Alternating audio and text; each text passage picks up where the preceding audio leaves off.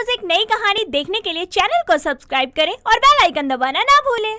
नैना, राघव और नितिन बचपन से ही बहुत अच्छे दोस्त थे। नैना दिखने में काली थी। नैना शुरू से ही राघव को बहुत पसंद किया करती थी। इसीलिए नैना के घर वाले राघव की माँ से नैना और राघव की शादी की बात करते हैं। और फिर राघव की माँ नैना से कहती है, भले ही नैना का रंग काला हो, लेकिन इसके नैन नक्श देखने में बहुत ही सुंदर है। मुझे तो बचपन से ही अपने बेटे के लिए नैना जैसी ही बहू चाहिए थी और हुआ भी ऐसा ही। अरे बहन जी, ये तो हमारी खुशकिस्मती है कि आपको हमारी बेटी काली होते हुए भी इतनी पसंद है। अरे बहन जी, आज के जमाने में कौन देखता है काले गोरे को, सब है तो आखिर इंसान ही ना। हाँ, सही कह रही हैं आप। तो अब जल्दी से अपने बेटे राघव को घर वापस बुला लीजिए, फिर जल्दी से चट मंगनी और पट ब्याह कर देंगे। हाँ सही कहा, मैं आज ही उसे कॉल करके बुला लेती हूँ और शादी की खबर सुनाती हूँ उसे। इतना कहकर अब दोनों कुछ देर और बातें करते हैं और फिर कुंती वहाँ से अपने घर चली जाती है। जिसके बाद कुंती घर जाकर अपने बेटे राघव को कॉल करती है और उसे जल्दी से घर आने के लिए कहती है। यूं ही एक दिन और बीत जाता है, जिसके बाद राघव से कुंती कहती है, अरे मेरा बेटा आ गया तू, कैसा है मेरा बच्चा? हाँ माँ, मैं आ गया। आप ये बताओ कैसे हो, आपकी तबीयत तो ठीक है ना? और ऐसी क्या जरूरत आन पड़ी जो आपने मुझे इतनी जल्दबाजी में बुलाया? तेरे लिए एक बहुत बड़ा सरप्राइज है जो तुझे कल मिलेगा। आज तो तू आराम कर। अब बता भी दो माँ, क्या बात है? ऐसे पहेलियां मत बुझाओ। अरे बस एक ही दिन की तो बात है, रुक जा, सब्र कर ले, सब पता चल जाएगा तुझे। अच्छा ठीक है, कर लेता हूँ सबर। अच्छा, मैं नितिन से मिलने जा रहा हूँ, बहुत दिन हो गए उससे मिले हुए। हाँ ठीक है, जा मिला अपने दोस्त से। इतना कहकर अब राघव नितिन से मिलने के लिए अपने घर से चला जाता है और कुछ देर बाद नितिन के घर पहुंच जाता है, जहां पर राघव उसे मिलकर बहुत खुश होता है। वहीं दोनों फिर बात करते हैं और फिर एक साथ नैना से मिलने के लिए जाते हैं। उन्हें देखकर नैना खुशी से कहती है, अरे राघव, तुम कब आए? और नितिन भी तुम्हारे साथ है? बताया नहीं तुम दोनों ने कि तुम मुझसे मिलने आ रहे हो? अगर बता देते तो तुझे ऐसे हैरान होते हुए कैसे देखते? हाँ सही कहा। और देखो तो इसे इतने टाइम बाद भी ये जरा भी नहीं बदली है, अभी भी वैसी ही है जैसी पहले थी। जैसी पहले थी? और तुझे नहीं पता राघव, तेरे जाने के बाद इसने मुझे कितना परेशान किया है। मेरा दिमाग खा जाती है ये। जब मैं था तब मेरा दिमाग खाती थी, और अब तू है तो अब तेरा दिमाग खाती है। सही तो है। तुझे और कोई काम नहीं है क्या? नितिन जब देखो मेरे ही पीछे पड़ा रहता है। अरे अब मैं इतने टाइम बाद आया हूँ तो अब तुम दोनों लड़ो मत, चलो कहीं घूमने चलते हैं। हाँ चलते हैं घूमने, पर हम दोनों इसे नहीं लेकर जाएंगे। अब और कुछ बोला ना तो मैं तेरा सर फोड़ दूंगी। अच्छा, अब लड़ाई और मजाक बंद, हम तीनों जाएंगे बाहर, ठीक है? चलो अब। इतना कहकर अब तीनों घर से बाहर जा ही रहे थे कि तभी नैना के घर के बाहर उन्हें विमला मिलती है, जो तीनों को साथ देखकर कहती है, अरे गांधी के ये 3 बिगड़े हुए बंदर कहाँ जा रहे हैं फुदकते हुए? आंटी जी चिड़ियाघर जा रहे हैं, कहो तो आपको भी ले जाएं। आप जैसी एक शानी लोमड़ी चिड़ियाघर में भी रहती है, मिलकर थोड़ी बात कर लेना उनसे। अरे मुझे याद आया कि मैं यहाँ कुछ काम करने के लिए आई थी, जाती हूँ, तुम सब जाओ मजे करो। नितिन की बात सुनकर विमला की बोलती बंद हो जाती है और वो सीधा नैना के घर में चली जाती है और घर में आकर नैना की माँ से कहती है, क्या बात है रीना बहन, आपकी बेटी के दोनों दोस्त आज काफी दिनों बाद घर आए हैं और आते ही तीनों घूमने भी निकल गए। अरे विमला, इतने पुराने दोस्त हैं तीनों, अब सालों बाद मिले हैं तो घूमेंगे फिरेंगे ही ना। और ये बताओ कि तुम्हारा कैसे आना हुआ? मैं तो थोड़ी सी चीनी लेने आई थी, लेकिन यहाँ आई तो तीनों बच्चों को साथ देख थोड़ी सी बात करने लगी। और अगर बुरा ना मानो तो एक बात कहूँ रीना बहन, अगर इन तीनों में ऐसी ही दोस्ती बनी रही तो कल को कहीं तुम्हारे घर नैना के लिए 2 बारात ना आ जाए। अरे नहीं बहन, ऐसा कुछ नहीं होगा। आएगी तो एक ही बारात, वो भी राघव की। उसकी माँ ने खुद ही रिश्ता पक्का किया है। अरे वाह, किस्मत हो तो तुम्हारी बेटी नैना जैसी, इतनी काली होने के बाद भी उसके लिए सामने से शादी के रिश्ते आ रहे हैं। कहना क्या चाहती हो विमला? मेरी बेटी काली है तो क्या उसे शादी करने का हक नहीं है? अपने काम से काम रखो तुम। विमला की बात सुनकर विमला चीनी लिए बिना ही वहाँ से चली जाती है और यूं ही एक दिन और बीत जाता है, जहाँ राघव की माँ उसे तैयार होने के लिए कहती है। और तभी वहाँ नितिन आ जाता है और वो राघव से कहता है, अरे राघव, आंटी जी, आप दोनों कहाँ जाने के लिए तैयार हो रहे हो? अरे मैं तो बताना ही भूल गई तुझे नितिन, आज राघव और नैना की सगाई है। क्या कहा, सगाई? सगाई? हाँ, कुछ दिनों पहले तेरी और नैना की शादी तय हो गई और 2 दिन बाद शादी है। माँ, ये सब आपने मुझसे पूछे बिना कैसे किया? और ये सब क्या नैना को पता है? हाँ, उसे सब पता है और तू मेरा बेटा है, और तो और नैना और तू साथ रहे हो बचपन से, अब शादी में क्या हर्ज है फिर?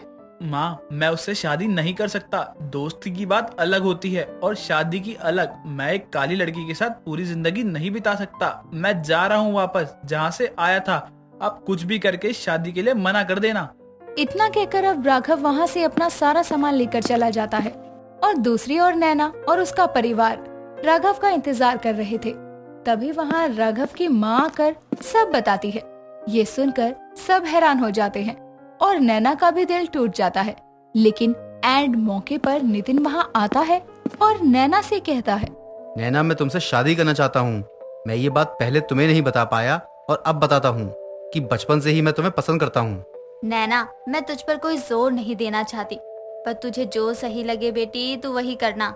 मैं वादा करता हूँ नैना, कभी साथ नहीं छोड़ूंगा और जिस दिन की शादी तय हुई है उसी दिन बारात लेकर आऊंगा। अरे सोच क्या रही है नैना, एक तो तू काली है और जिससे रिश्ता हुआ वो भाग गया, उसके बाद भी ये लड़का तुझसे शादी करना चाहता है। बड़ी बात है, मान जा। नितिन का प्यार देखकर नैना शादी के लिए हाँ कर देती है और दोनों की मंगनी हो जाती है। 2 दिन बाद शादी भी होने वाली थी और यूं ही 2 दिन और बीतते हैं। नैना और नितिन की शादी का दिन करीब आ जाता है और वहाँ राघव ये सोचकर परेशान हो जाता है कि कहीं उसने नैना के साथ कुछ गलत तो नहीं किया, और वो खुद से कहता है, यार, मुझे ऐसा नहीं करना चाहिए था। जो भी है, जैसी भी है, लड़की अच्छी है, शादी कर ही लेनी चाहिए। लेकिन अब वो मुझसे शादी क्यों करेगी? पर एक काम करता हूँ, सीधा उसके घर बारात लेकर पहुँच जाता हूँ, किसी को भी बताए बिना, और फिर वो शादी के लिए मना भी नहीं कर पाएगी।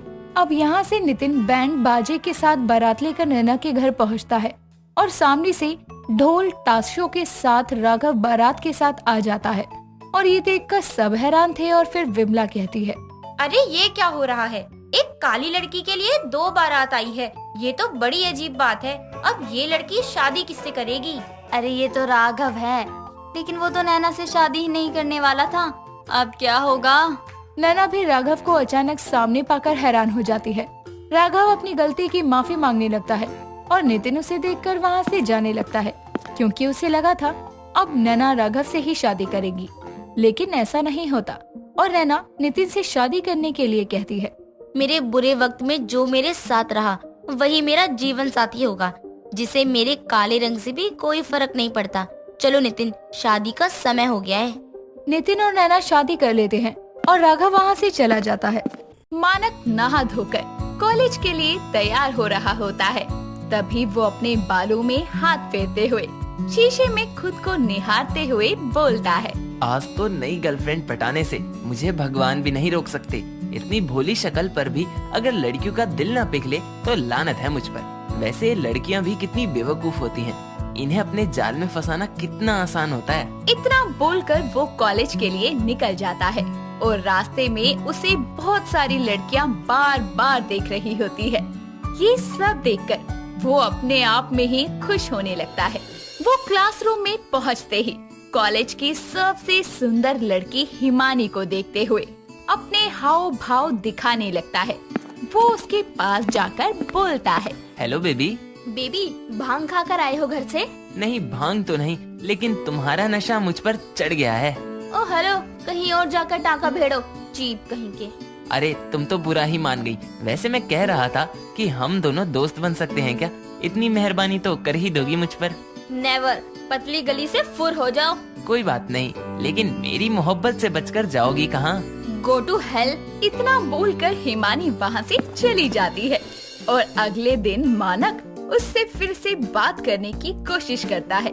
मानक ने उसे कन्विंस करने के लिए हर तरकीब लगा ली, लेकिन हिमानी के जिद्दी बर्ताव की वजह से वो कुछ नहीं कर पा रहा था।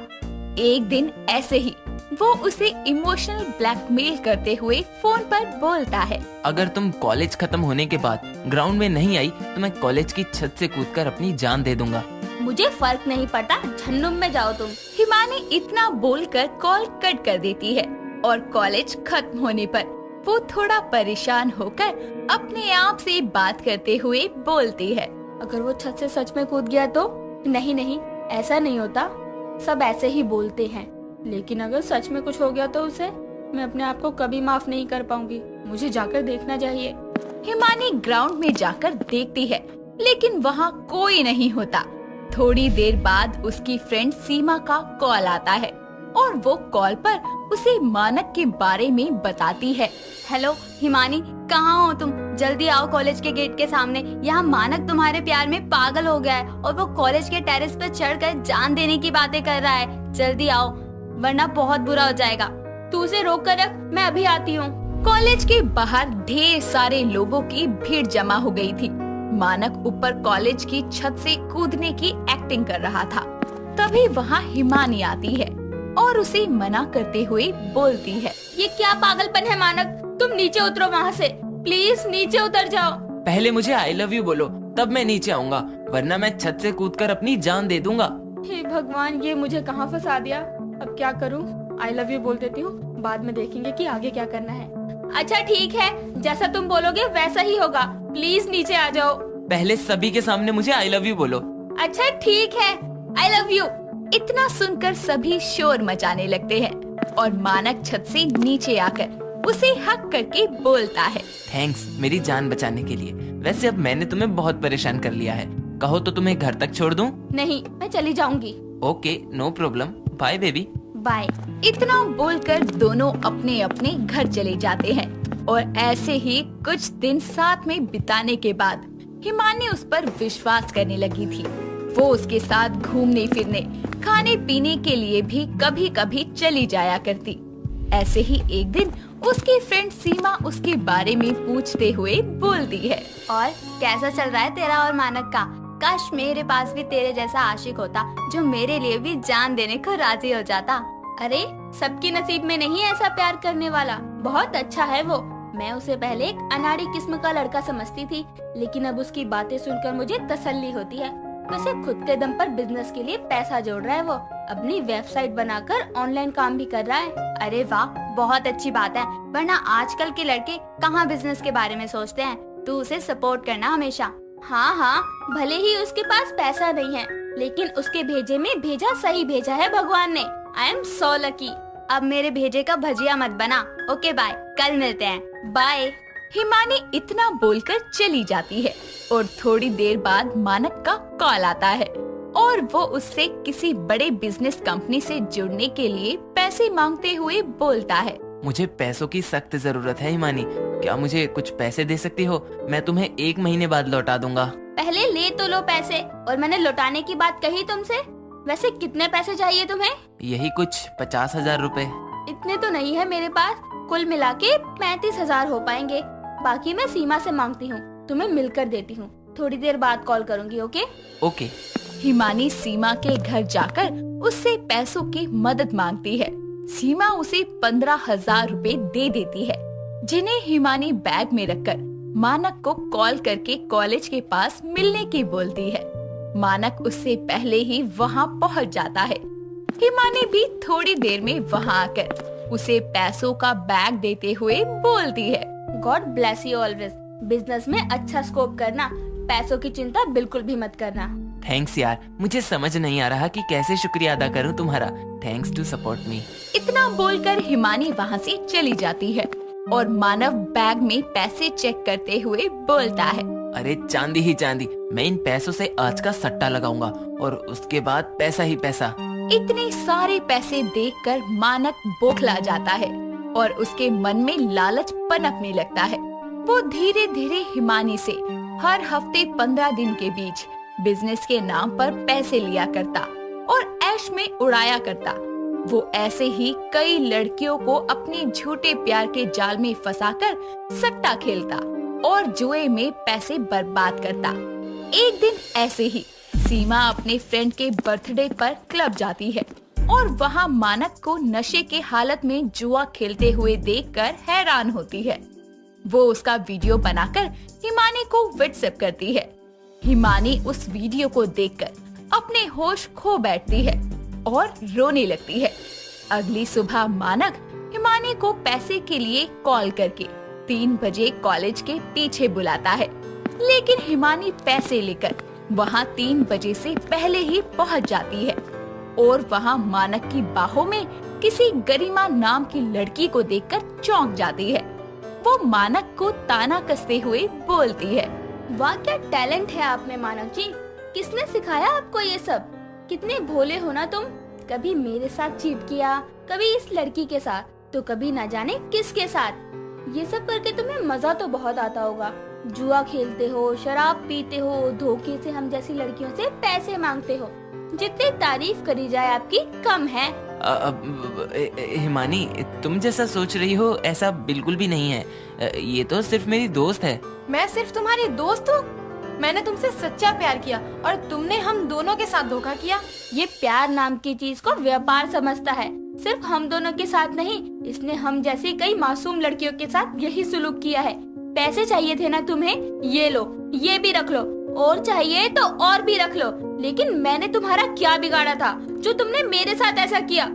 तुम्हें भगवान कभी माफ नहीं करेगा। हिमानी और गरिमा उसके खिलाफ पुलिस कंप्लेंट लिखवाती है और पुलिस उसे गिरफ्तार करके जेल में डाल देती है। उसे कोर्ट के सामने पेश करने पर उम्र कैद की सजा सुनाई जाती है। हिमानी और गरिमा अपनी जिंदगी के इस इंसिडेंट को हमेशा याद रखती हैं। दोस्तों, अगर आपको ये कहानी पसंद आई तो इसे लाइक करें, शेयर करें और कमेंट करके बताएं कि कहानी में आपको सबसे अच्छा क्या लगा।